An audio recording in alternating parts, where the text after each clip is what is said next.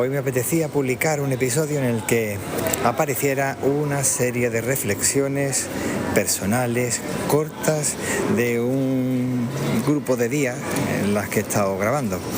Un episodio que está compuesto por capítulos, nada que ver con las grabaciones que hago con Anchor, ya que con Anchor puedes el mismo tema, el mismo episodio lo puedes grabar en pequeñas secciones.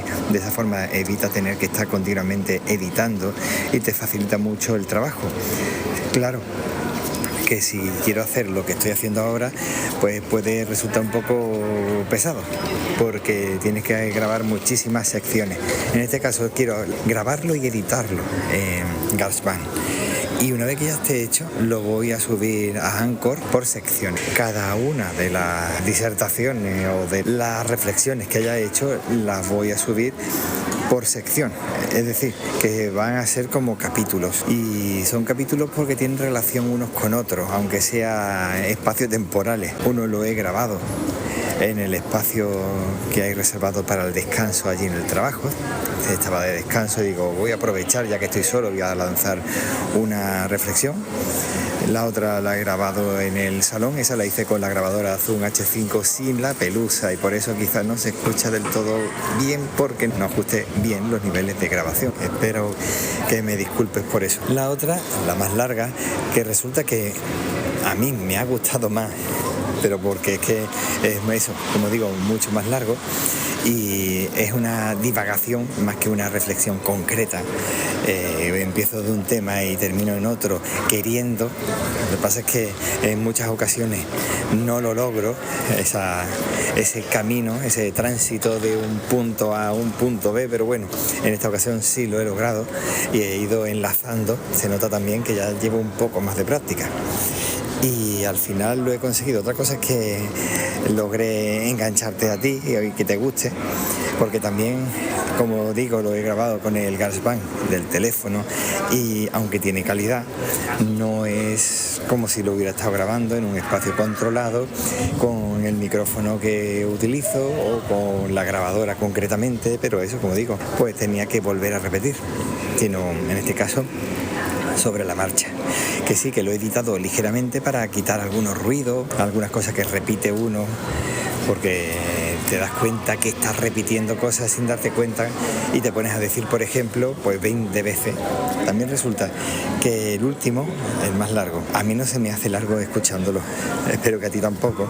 Lo he hecho con Tofi. Entonces había momentos que abrían los aspersores, había momentos que había mucha gente, otras veces pasaba tráfico por alrededor, había pájaros.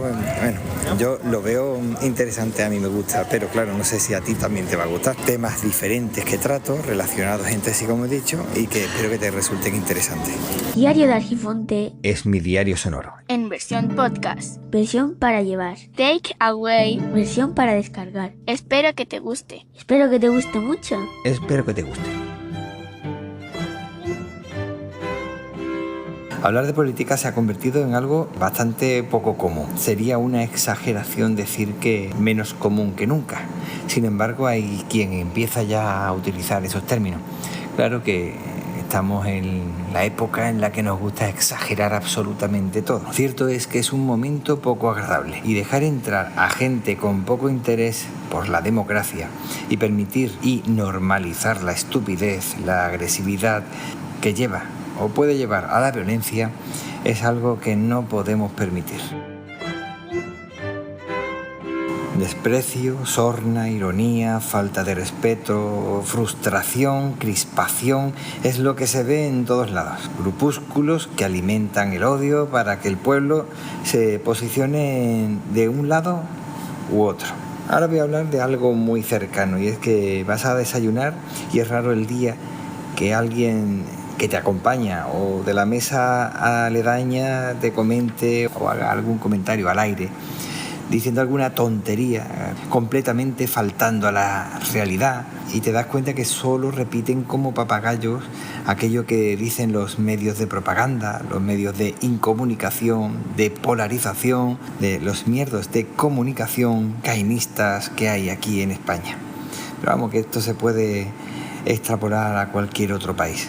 Un mensaje falso, un bulo, un comentario con odio de baja intensidad, visiones sesgadas, una falacia dada como verdad absoluta, irreflexiva e incuestionable, por lo que cualquier planteamiento o cuestión es tratada como falsa y no se ataca al planteamiento sino directamente a la persona. ¿Y qué hace? Que muchas veces termina callando la persona que está escuchando y que no está de acuerdo, más que nada porque no va a servir de nada discutir, pero es que tampoco vas a cambiar nada, simplemente te vas a fastidiar tú y mejor callar.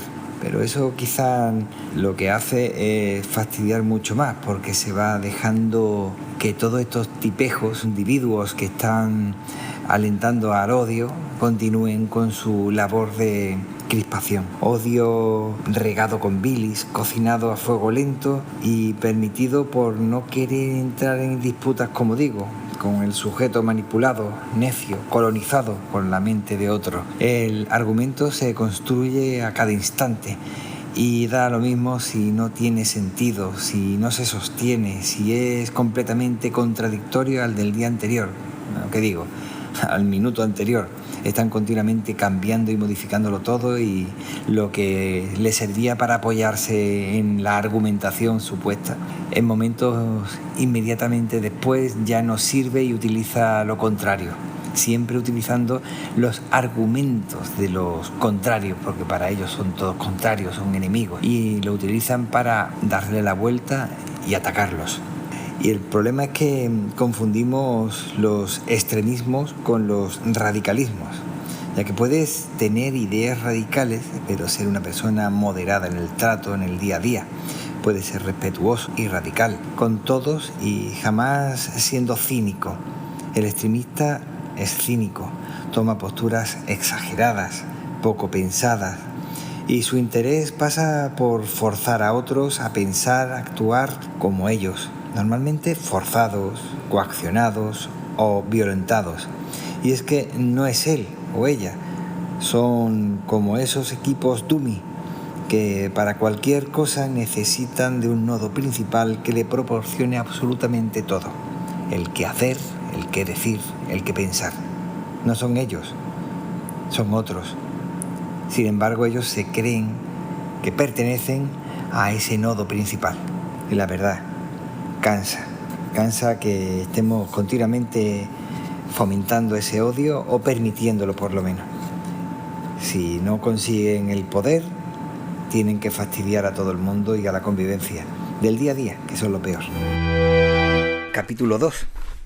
Hoy durante el descanso he tenido 5, casi 10 minutos para poder escribir algo que me pasaba por la cabeza. Y tengo la oportunidad de hablar de algo que me llamó la atención cuando comencé a trabajar. Y es que me decían: se ha vuelto loco, la máquina está loca. Creo que no había nada o casi nada que me dejara más desconcertado. La verdad que me dejaba perplejo ese pensamiento, la máquina loca.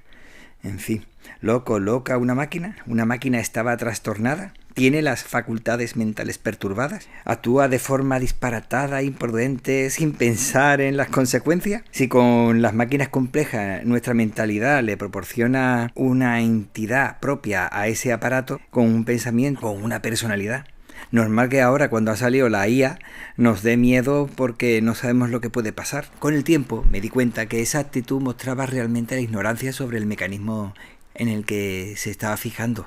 Bueno, se estaba fijando la atención, o realmente no era la ignorancia sobre esa máquina, sino quizá mostrarse ignorante para no tener que explicar el funcionamiento a la gente nueva. Que eso era lo que yo pensaba en un principio, de quizá lo que quieren las personas que llevan más tiempo, que quizá están viendo que su jubilación está en peligro y por lo tanto no te quieren explicar el funcionamiento.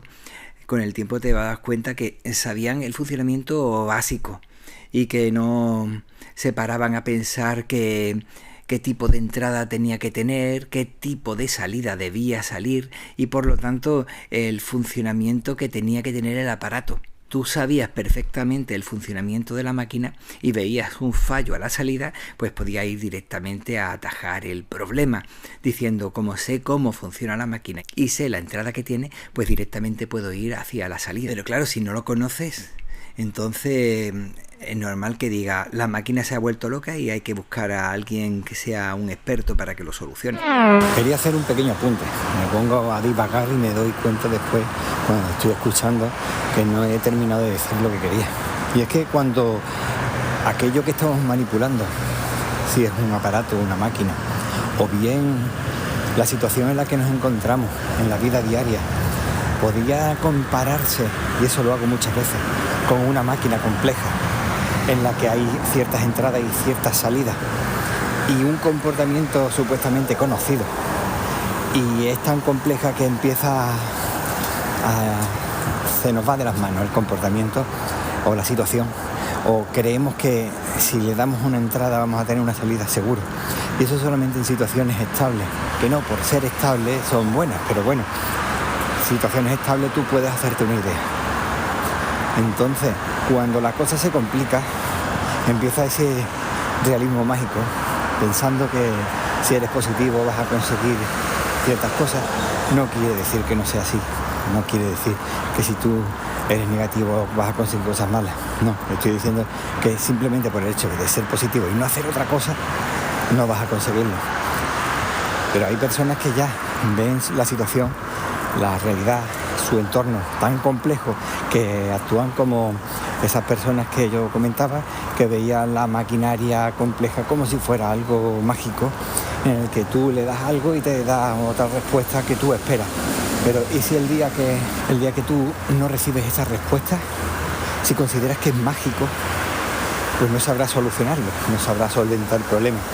Y entonces, ya sea una máquina o ya sea esa situación en la que te encuentras, y como digo, puede ser como si fuera una máquina, si tú medio entiendes lo que pasa, podrás atajar el problema, podrás atacar directamente donde se está produciendo ese error.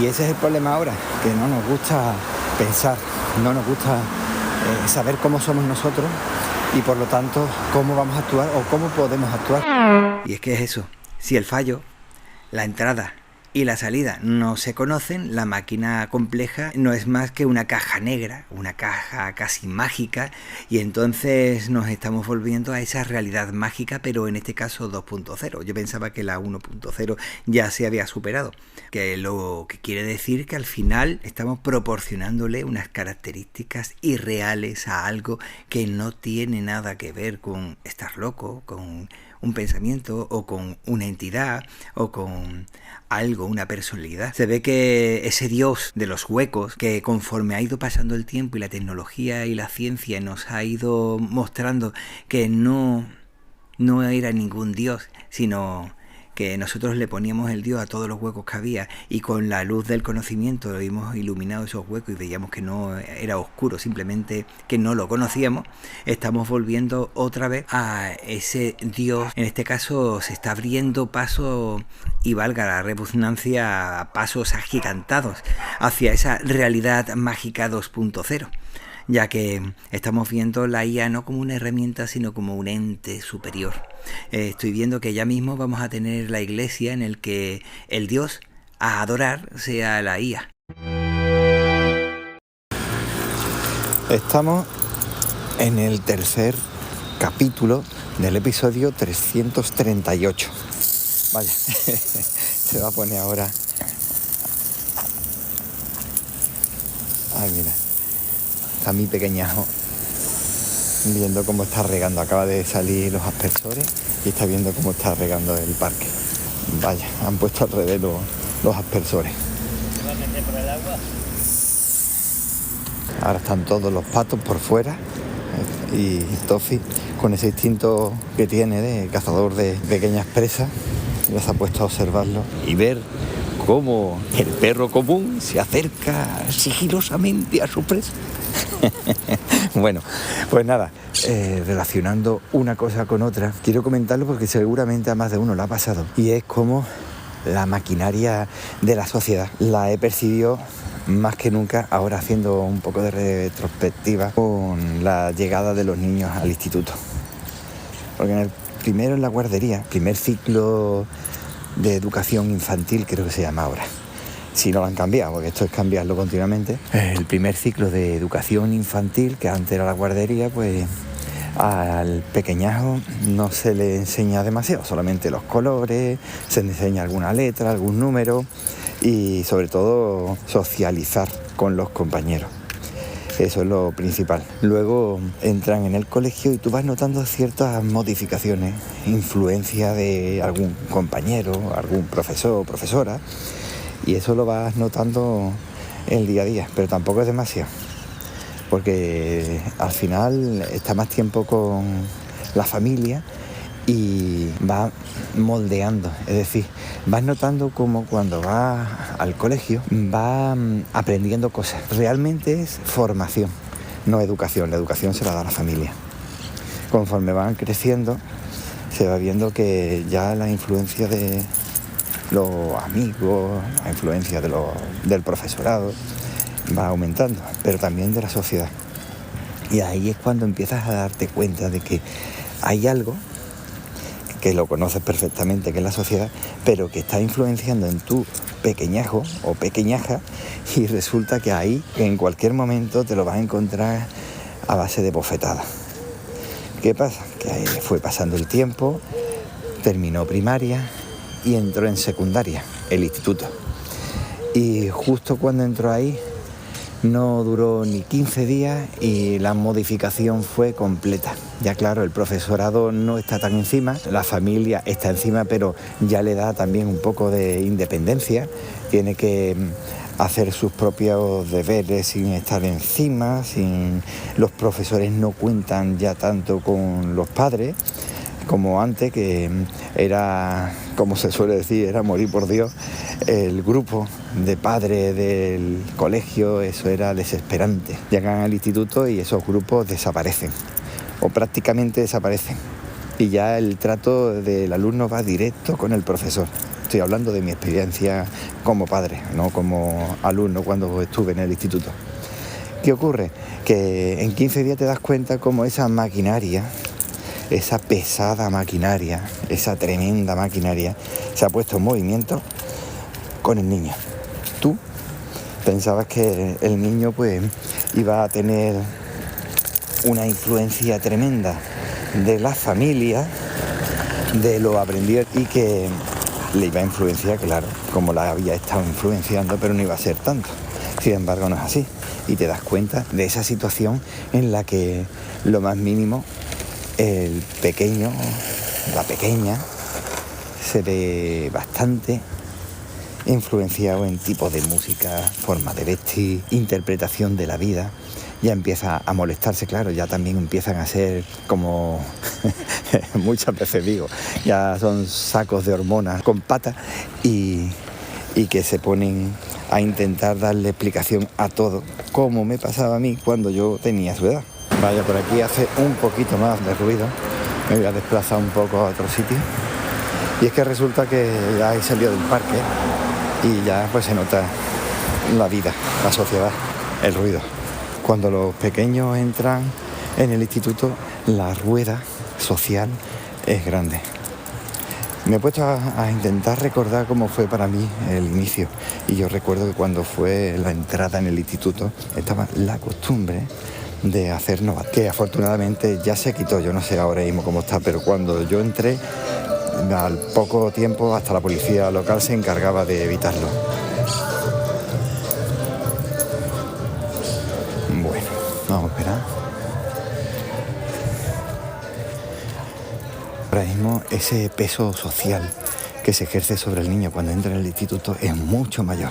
Es más, esa presión social es global, gracias a las redes sociales. TikTok, Instagram, casi nada de Facebook, pero algo también tiene que ver. Los grupos de WhatsApp, de Telegram tampoco mucho. Sobre todo utilizan Instagram a modo de mensajería instantánea, que la verdad es que me resulta bastante curioso utilizar Instagram para mensajería instantánea, pero bueno, a ellos parece que les sirve. Todo lo que tú has estado haciendo parece que o bien se ha olvidado, que creo que no, o bien lo más probable es que ha pasado a un segundo plano porque todo lo nuevo le resulta llamativo y empiezan pues a intentar replicar comportamientos que ven en redes sociales, cosas que antes quizás nosotros cuando teníamos esa edad hacíamos también, pero no nos fijábamos en lo que hacía alguien que estaba a miles de kilómetros de ti y que seguramente lo hacía solo para llamar la atención y que fuera viral, no, sino que a lo mejor lo que hacíamos era repetir o simular o imitar a alguien o algo que había en nuestro entorno cercano. Por eso antes, cuando tú ibas a una ciudad, a una localidad o ibas a algún sitio, decías en esta zona la gente tiene estas costumbres o son de esta forma. Sin embargo, ahora todo se está normalizando, todo se está homogeneizando y al final, dentro de 1, 2, 3 generaciones quizás, todo el mundo hará lo mismo.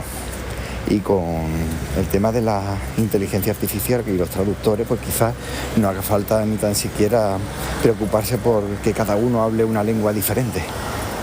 Pero esto no lo estoy poniendo como algo malo, sino algo que es normal y natural. El problema estoy hablando, es el peso social que se ejerce ahora, que no tiene nada que ver. Que eso me hace a mí pensar cuando la gente se alerta que han soltado una inteligencia artificial en las redes sociales y han aprendido a ser supuestamente individuos bastante odiosos, individuos con pensamientos de rencor, de prácticamente nazi. Esas inteligencias artificiales han aprendido del entorno. No nos podemos asustar del resultado que ha tenido esa inteligencia artificial, sino que nos tenemos que asustar de nosotros mismos, porque eso es lo que estamos transmitiendo. Y eso precisamente es lo que le pasa a los pequeños. Al fin y al cabo tiene también su algoritmo de aprendizaje, están repitiendo todo lo que ven, todo lo que escuchan, todos los comportamientos.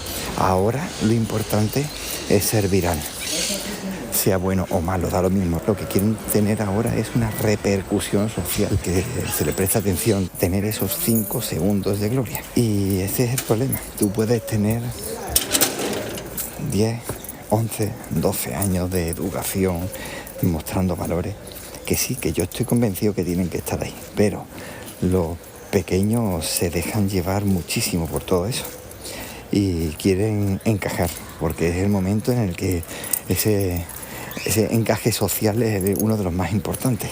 Hay personas que después con 60 años siguen igual, pero bueno, necesitan ese encaje social y no buscan tanto ser uno mismo, porque todavía no se conocen.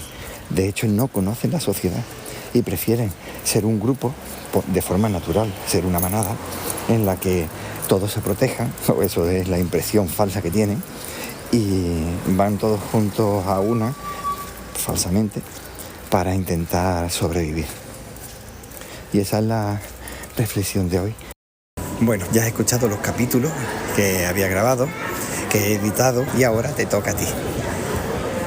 Porque si a mí me ha venido bien para practicar en la grabación sin guión, a ti te puede venir bien para decirme, mira, pues me parece bien que se grabe sobre la marcha en la calle sin un micrófono profesional. Bueno, el del iPhone, que no es malo, no es nada malo, pero no es lo mismo que estar en un espacio controlado. Necesitaba hacer esto para tomar soltura y ser capaz de grabar, por ejemplo, este podcast siempre ha sido un podcast que se graba episodio autoconclusivo a episodio. En este caso, pues quería que fueran capítulos también dentro de ese episodio. Y practicar, como digo, sin guión, para ver si soy capaz de sacar del congelador el otro podcast que estoy llevando con Daniel Sanz, que es sobrepensar. Y de esa forma me voy acelerando a la hora de grabar, porque muchas veces necesito reflexionar mucho, escribir un guión, volver a escribirlo. Eso hace que se alargue demasiado. A ver si de esta forma cojo práctica y logro que sea más dinámica la grabación. Bueno, espero que te resulte interesante y si te interesa puedes dejarme una reseña en Spotify, en iVoox y en cualquier plataforma que te lo permita. Eso.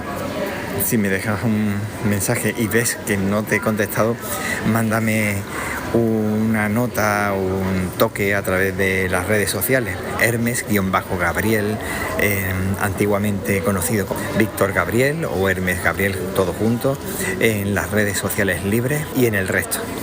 Venga, un saludo y hasta luego.